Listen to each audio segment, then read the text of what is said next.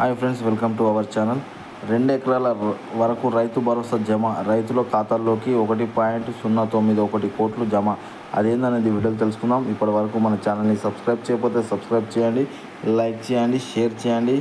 రాష్ట్ర వ్యాప్తంగా రైతు భరోసా నిధులు 2 ఎకరాల వరకు రైతు ఖాతాల్లో జమ అయ్యాయి.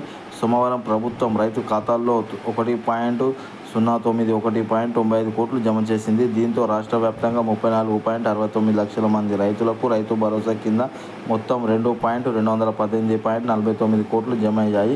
ఇప్పటి వరకు రైతు భరోసా పెట్టుబడి సాయం మొత్తం 36.97 లక్షల ఎకరాలకు రైతు భరోసా చేరింది. ఇదిలా ఉండగా రైతు సంక్షేమం కోసం ప్రభుత్వం ఒక సంవత్సరంలో 55.256 కోట్లు ఖర్చు చేసిందని వ్యవసాయ శాఖ మంత్రి తుమ్మల నాగేశ్వరరావు గారు ఒక ప్రకటనలో తెలిపారు.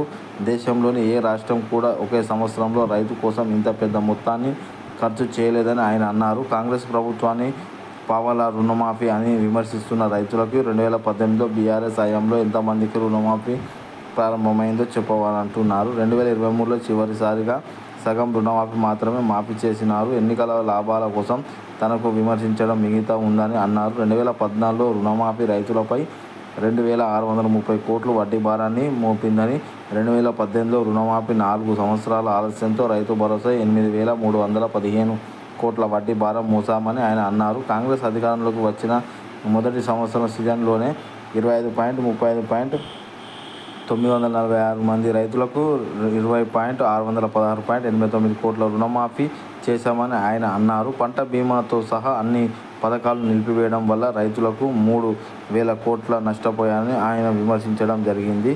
ఇప్పటి వరకు మన ఛానల్ని సబ్స్క్రైబ్ చేయకపోతే సబ్స్క్రైబ్ చేయండి, లైక్ చేయండి, షేర్ చేయండి. మీ అభిప్రాయాన్ని కామెంట్ రూపంలో మాకు తెలియజేయండి. జై జవాన్, జై కిసాన్, జై భారత్.